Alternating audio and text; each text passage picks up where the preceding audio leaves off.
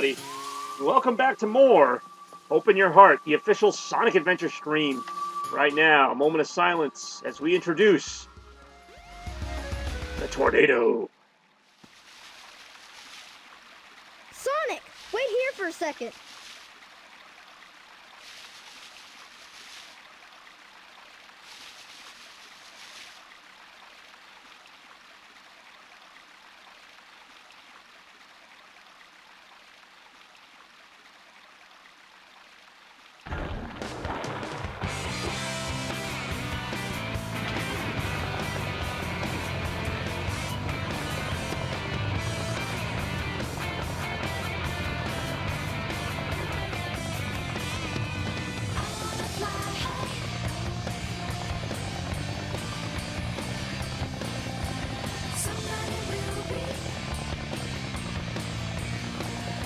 Sonic, hop in.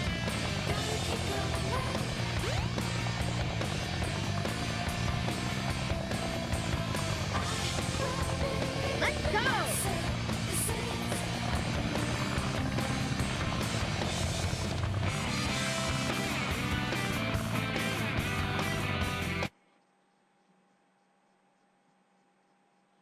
Alright, so yeah, probably one of the few times you're not going to hear me talk a lot. That moment just always resonated with me.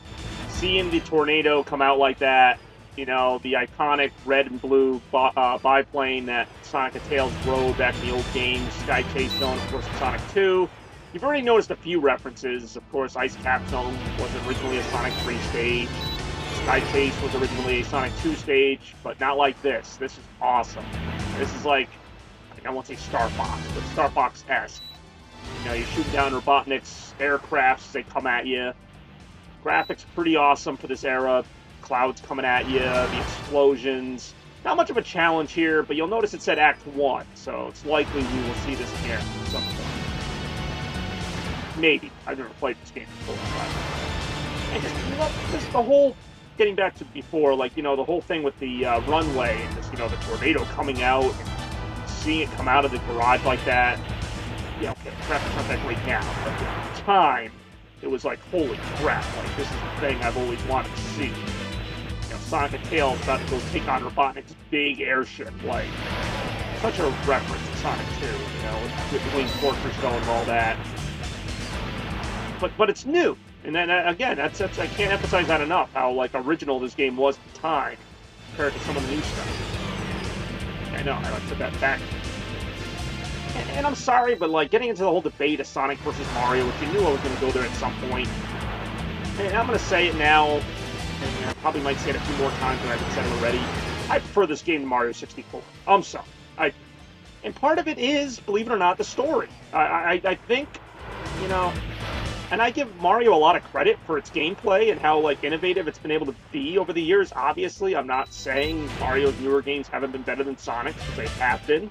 But if we're just comparing this game to Mario 64, I gotta go with this game just because the story and the dialogue and everything really get you involved. Plus, the gameplay is freaking phenomenal. So not to say the gameplay in Mario 64 wasn't, but I mean, like, and again, I know they're two completely different game franchises, and I'm not saying Mario 64 isn't one of the best games of all time, because it is. But this is just a little better. A lot better, in my opinion. But of course, I'm a Sonic fan. And it's because, just the story really involves me. If Mario had more of a story and like the characters talked more, which I know maybe that was a gripe in Mario Sunshine, is that it had a story with talking characters. I actually liked that about the game. I completely talked over everything that just happened. Sonic and Tails just took one in the face. Robotnik's ship fired back, which really should be no surprise that a little biplane lost to this giant freight carrier. I mean, honestly, giant laser cannon usually will beat a small plane like that. So now we go to, I guess you call it the second half of the game. We're about halfway to Sonic's story now. Hope you guys are enjoying it. If you're watching along now, I figure at this point, if you're still watching my stream, you're enjoying it to some degree. And we're about to hear some of the most Looney Tunes sounding sound effects ever now. And yes, I know what you're thinking. He should be dead. Tails. He should very much be dead. His entire upper torso is like in the ground, falling from that height. I'm looking for? You're not who I'm looking for. You're that dumb little girl from before. You're not Tails. Oh, I wonder if he's okay. Nah, he's probably dead. I mean, you should be dead. I poked fun, but no, actually, I really like this part. So, Sonic and Tails, of course, their mission doesn't go well because then the game will be over really quick. And now, we're about to meet another character in Sonic's surprisingly large cast of characters. You wouldn't think so, but these are all classic characters at this point. Sonic, wait up! Amy Rose from Sonic CD. No C. So she's gotten a little older now, and she's got a bird with her. What's wrong with you anyway? What's wrong with you, anyway? Listen, this birdie seems to be in trouble. As much as I complain about her bratty voice, does kind of go with her. You must be kidding. If you don't, we're just gonna tag along anyway. I got up my map. Alright, so why would Amy want Sonic to be the bodyguard of a bird? Well, we'll have to find out in Amy's story. Like I said, I do like that, even though Amy's story is kind of just blah. I do like the fact that you see the story from everybody's perspective, for better or worse. So we've accounted for 4 Chaos Emeralds now? I'm just trying to remember now. Yeah, Chaos 4, so still looking for them, I guess. We'll see what happens next. Back in the city now. Oh, something's happened. Somehow we didn't lose Amy, even though we're much faster. Ah, look! Eggman's robot's on the loose! No problem. He's just a chunk of cheesy hardware. Whoa! Oh, now what? Huh? Look here! It says, cute couples get in free! Okay, first of all, where does it say that? And second of all, priorities. I never really thought about that till just now. Where, anywhere, does it say cute couples get in free? Like, there's nothing written on anything. It just says Twinkle Park. Actually, if you interact with one of the monitors, which I didn't do earlier, it does say cute couples get in free, but it didn't show her looking at that monitor. But I just always found that funny. And now Sonic's got to go chase her down, of course.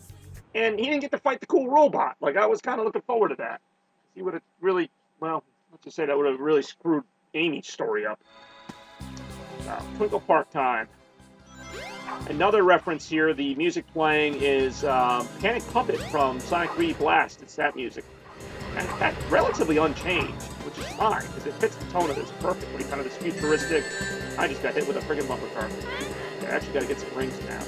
I love how the rings you collect actually show up on the back of your car, like on an LCD monitor. Another nice touch. Not the first time Sonic has tried kind of like a kart racing gimmick. A lot of Sonic games like to have him like on a sled or some kind of like vessel like this. To me, this is one of the better times he's done it, though. The stage is fast, it's fun, but it doesn't overstay its welcome. Twinkle Circuit, that is. The first part of Twinkle Park. It's, you know, futuristic, which kind of goes with the whole theme of an amusement park. To be like an attraction you'd see there. I don't know why sometimes I hit those and I lose my rings, and sometimes I just plow right through them. But whatever. See, that time I plowed right through them. I used to think it had something to do with how many rings you have. I don't know if the rings actually do anything, like if they make you faster. The stage just kind of gets faster on its own. And yes, I know, Sonic saying woohoo after every one of those is a little annoying, I'll admit.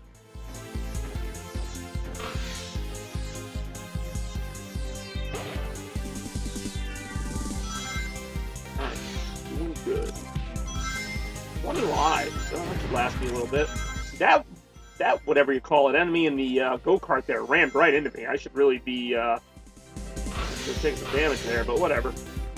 I'm a glutton for rings. Like, I have these little records I like to break. I like to try and get like 300, 400, 500 rings, which in the new games is very easy to do. And in these games, you had to like earn the rings, then you had to keep them. And there was also a kind of a random factor to it, because some of the ring boxes would just give you random numbers of rings. Always loved that jump. Absurdly high. And now we go to the second part of the level, which is more of a traditional platforming stage, right after we ride this awesome roller coaster, giving us a view of the park. Very nice. Not too long of a ride. I will say credit where it's due. Sonic Colors did a better job with the roller coaster mechanic, having you jump from car to car in Asteroid Coaster.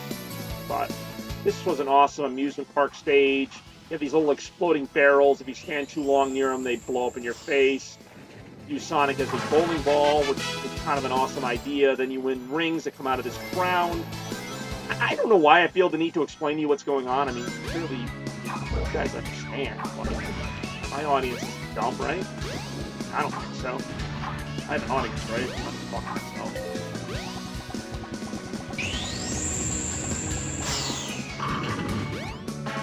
It is possible to miss those. I've just done this so many times. Even if you miss them, it almost does like a mock applause, and you still get a few rings, but it actually is kind of funny. I usually lose my rings somewhere around here. Usually one of those monkeys gets me. Once I get past them, I'm pretty good. The monkeys in this stage throw bombs that like explode on contact. They don't just explode. If I was a little better there, I could have gotten to a shortcut, but that's fine. I'm fine with enjoying this level. Very nicely designed level. Higher path you can take here, preferable to avoid the spiked obstacles, but not always easy, as you can tell, because the rooftop is spinning. Spike balls are your biggest obstacle in this game. One thing I can say, if I have to take a mark against 3D Sonic, but that's 3D anything, is that it's easy to sidestep the obstacles. It's not like in a 2D game where you like kind of have to address stuff like that. Now, I think around the corner here, I keep saying stuff. I don't know what I'm doing. Yeah, I really don't know what I'm doing. I think that was just another route you could have taken. A little careless now. I don't know how well you guys can hear it, but music in this level is awesome. Again, I could use the Lightspeed Dash to go along the rooftop, but it's really a pretty short distance. I really don't mind running along it. It's not like this stage is terribly long to begin with. So there you have it. You go up here, stage is almost over. Always really like this stage. Music is very fitting. I don't know what game I compare it to. Got 15 rings there. It's 230 rings, not a bad day's work. Gotta be careful because those monkeys can throw bombs at you at the last second and take away your rings. In fact, I think in the background, since I didn't kill them, you might see them throw those bombs. So now we have to find the whereabouts of Amy Rose. Well, maybe, I don't know. Just distracting me from my emerald retrieving. Not to mention Tails is missing. We got a lot going on here. And I got my 7th emerald. That and $4 will get me a coffee at Starbucks. Heyo.